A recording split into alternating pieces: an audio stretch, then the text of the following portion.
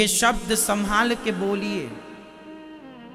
शब्द के हाथ न पांव, शब्द के हाथ पांव नहीं होते, इसलिए शब्द को संभाल कर बोलिए। आप तो मर जाएंगे लेकिन आपके द्वारा कहे हुए शब्द नहीं मरेंगे। साइंस इस बात को मानता है कि हमारे द्वारा कहे शब्द ब्रह्मांड में घूमते रहते हैं। एक ऐसा सॉफ्टवेयर बनाने पर काम किया जा रहा है जो ब्रह्मांड में घूमते हुए शब्दों को रिकॉर्ड कर सके। जो बात मैंने 10 साल पहले कही थी उसे भी रिकॉर्ड किया जाए, इस पर अभी साइंस काम कर रहा है।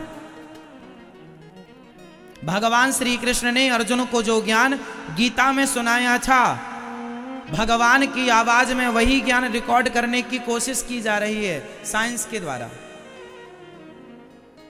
ब्रह्मांड में शब्द घूमते हैं। 5,500 साल पहले भगवान श्री कृष्ण ने जो कहा वह भी ब्रह्मांड में घूम रहा है ना। ध्रुव जी ने जो कहा, प्रहलाद जी ने जो कहा वो भी घूम रहा। सबको रिकॉर्ड किया जा सकता है। अब वो सॉफ्टवेयर होए तो किसने क्या कहा था, अब काम चल रहा उस पर। साइंस कहां तक पहुंचेगा वो अलग सब्जेक्ट है, पर शब्द नष्ट नहीं होते ये याद रखिएगा। शरीर नष्ट होता है, शब्द नष्ट नहीं होते, क्योंकि शब्द ब्रह्म है और ब्रह्म नष्ट होता नहीं है।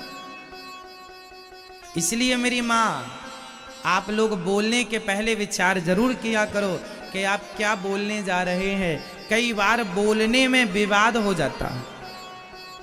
सारे झगड़े की फसाद क्या है, सारे झगड़े की जड़ क्या है? शब्द। हाँ या ना? बोलो हाँ या ना। झगड़ा कहां से स्टार्ट होता है? शब्दों से। इसलिए शब्द संभाल के बोलिएगा, कुछ भी ना बोल दीजिएगा। आप मैया कुछ भी बोल देती हो, अरे तुम्हारी बहू के तो बेटा नहीं है, अभागिन है तुम्हारी बहू, ऐसा लोग बोल देते हैं।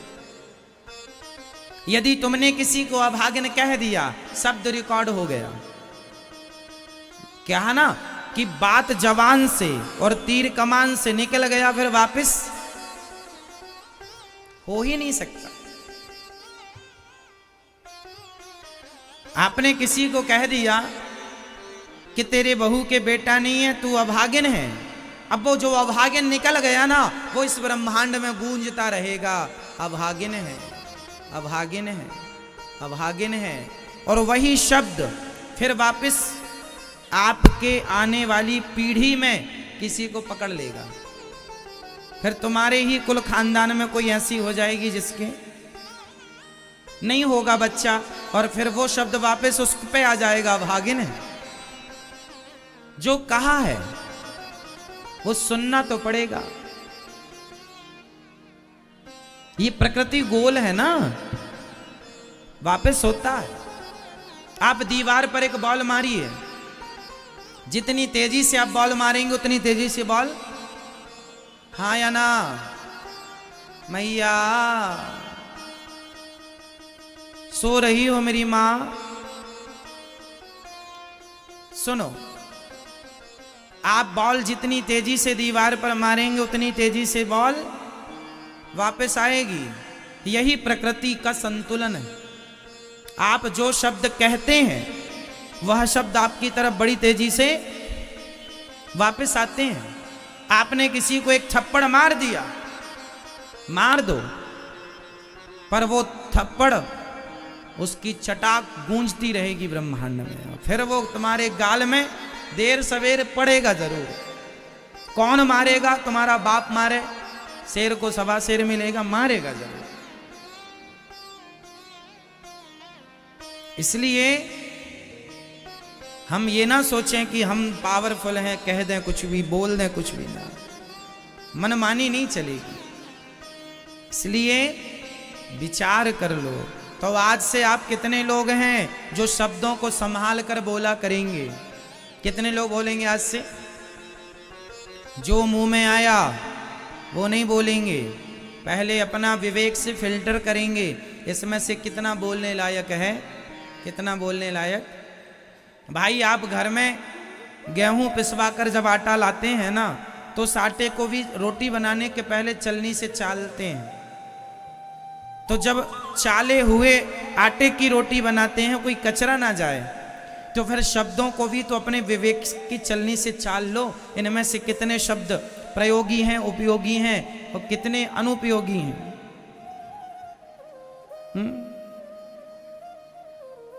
सही है ना मेरी माँ? तो शब्द संभाल के बोलिएगा।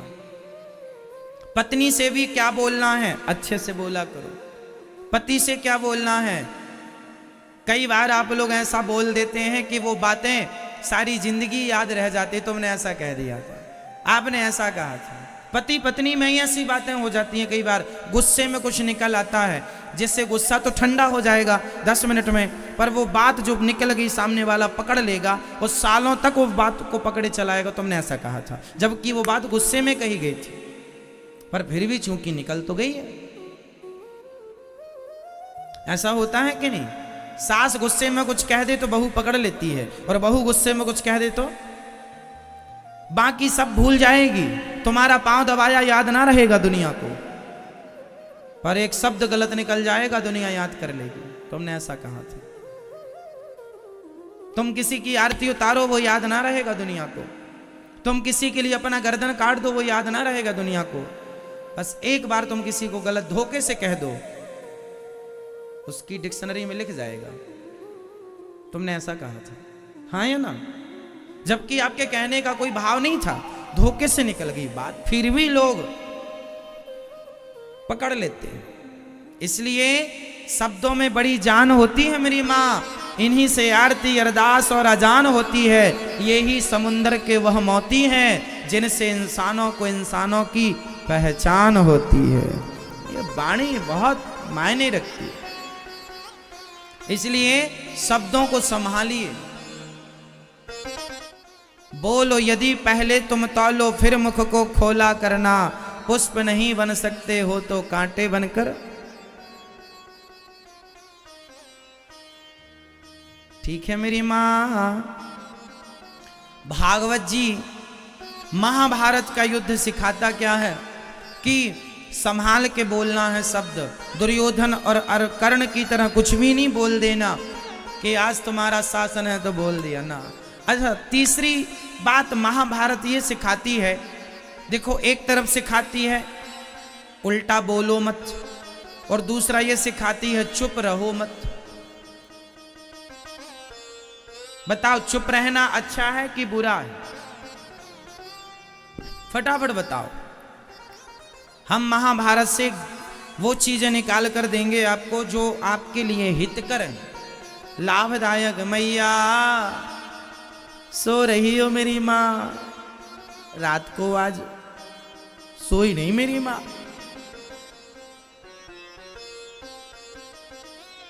बताओ चुप रहना अच्छा है कि बुरा है? जोर से। अच्छा है?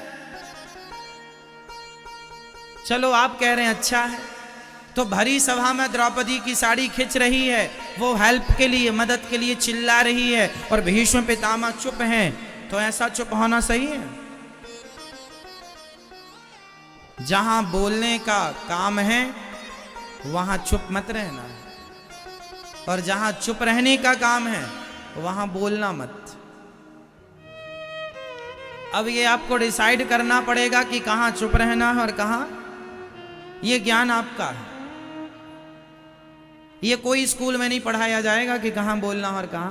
ये आपको डिसाइड करना पड़ेगा कि हमें यहां चुप रहना और यहां। भरी सभा में द्रौपदी मां की साड़ी खिंच रही थी, और पितामह सबसे आगे बैठकर क्या थे? चुप थे। क्या ये चुप रहना जायज था? सही था? आपके सामने किसी बहन बेटी का अपमान हो और आप चुप रहें, या तो बोलिए, या तो उस लड़की की मदद कीजिए, या तो दुष्टों को ठीक कीजिए, वरना वश ना हो तो वहां से उठकर चले जाइए। कम से कम अपनी आंखों से होता हुआ पाप तो मत देखिए, या तो पाप रोकिए, रोक ना पाओ तो देखिए मत। बोलना कहां है? विचार लो। पितामह नहीं बोले तो बाणों की सैया मिल गई। इसलिए आप लोग जहां जरूरत पड़ेगी वहां बोला करेंगे। यदि आपकी पत्नी के साथ गलत हो रहा है, आपकी मां, आपके पिता, आपके भाई, आपकी भौजाई यदि आपकी पत्नी को टॉर्चर कर रहे हैं, किसी विषय को लेकर परेशान कर रहे हैं, तो भले आपके भाई हैं, आपकी मां है, आपको उस समय सत्य का साथ देना चाहिए। यदि आपको पता है कि मेरी पत्नी सही है फिर भी उसे परेशान किया जा रहा है, तो उस समय आप अपनी पत्नी का ही पक्ष लें।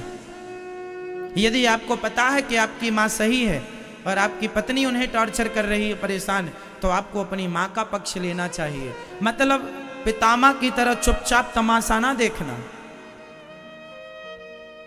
सदा सत्य के साथ खड़े होना। जो व्यक्ति सत्य के साथ खड़ा होता है भगवान उनके साथ खड़े हो जाते हैं। दुर्योधन पांडव सत्य के साथी थे, इसलिए भगवान उनके साथी थे। इसलिए हमेशा पक्ष किसका लीजिएगा? सही का, सत्य का। सत्य यदि तुम्हारी पत्नी सही है तो उसका लो, मां सही है उसका लो। कोशिश ये करो कि हम सत्य के साथ रहें, किसी प्रकार से किसी पर अत्याचार ना हो, ना हम अत्याचार करें ना हमारे द्वारा इस अत्याचार को सहन किया जाए। ठीक है, पितामह ने चुप्पी साध ली, बाणों की सैया मिल गई।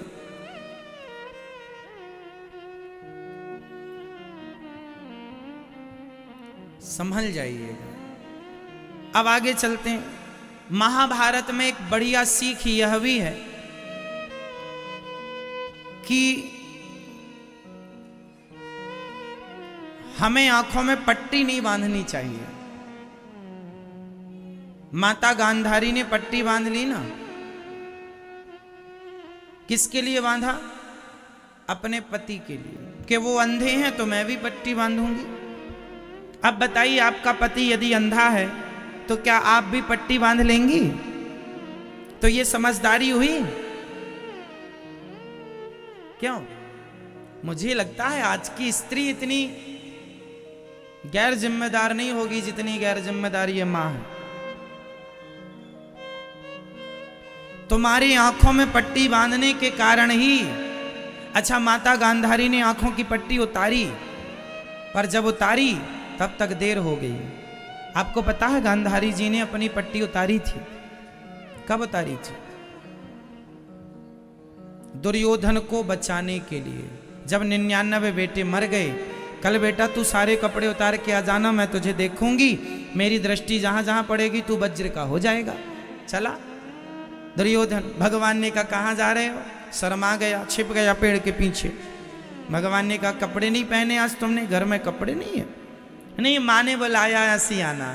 अरे माँ तुम्हारी, अब तुम जवान हो, बच्चे थोड़ी हो, दूध पीते भई। अरे कुछ तो कपड़ा पहन लो, टॉवेल तो लपेट लो। नहीं, माँ ने कहा ऐसी आना, हम ऐसे ही जा रहे हैं। नहीं तो एक काम करो, कपड़े नहीं तो केले के पत्तों की टॉवेल बना के भगवान ने पहना दी। गया, बेटे कपड़े तो नहीं है ना? माँ कोई कपड़ा नहीं है। पट्टी उतारी, पूरा शरीर वज्र का हो गया, जांघों पर दृष्टि ना पड़ी, केलों के पत्ते से ढके थे तो जांघें कमजोर रह गईं दुर्योधन की।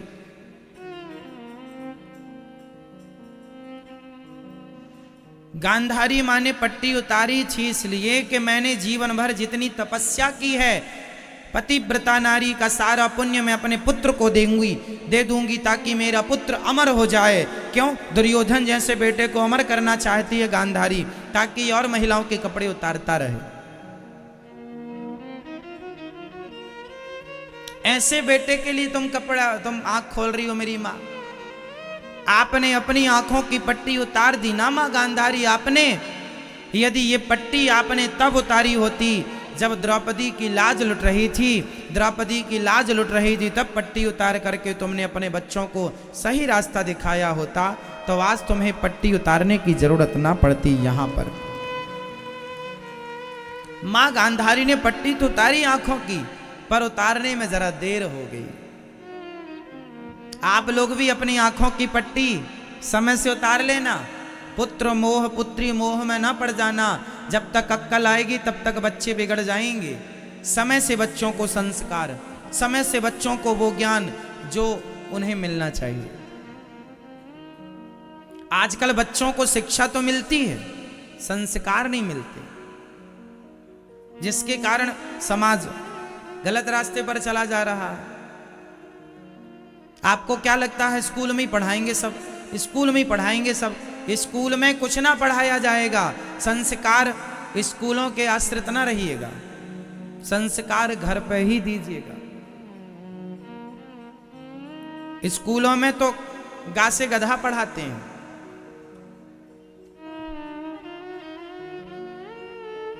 हम लोग तो गा से गणेश पढ़ते थे।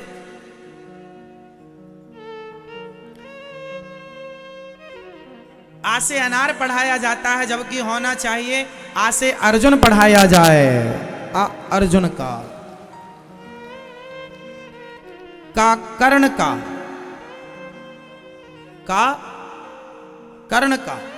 का से कर्ण, आ से अर्जुन, गा से गणेश, हा से हरिश्चंद्र, रा से राजा दिलीप, रा से राम,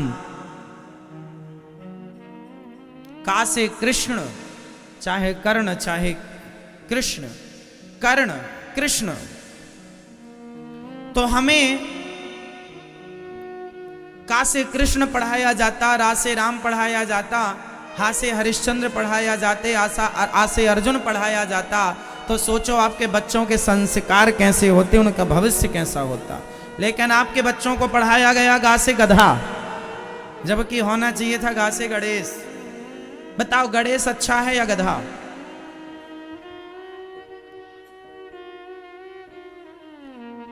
अनार का आम का। अनार आम तो हमें बाद में पता चल ही जाएगा कि अनार है और ये आम। जिन्हें अनार और आम का ज्ञान है उन्हें अर्जुन का ज्ञान नहीं है। इसलिए आ से अर्जुन, अर्जुन के बारे में पढ़ो। अर्जुन कौन है, क्यों उनका नाम आज तक है? का से कमल नहीं, कृष्ण पढ़ो। और ये सब आप पढ़ाइए अपने बच्चों को। जेड फॉर जेब्रा, जेब्रा पढ़ लोगे तो क्या प्राप्त? जेब्रा लात मारेगा, दांत और टूट जाएंगे तुम्हारे।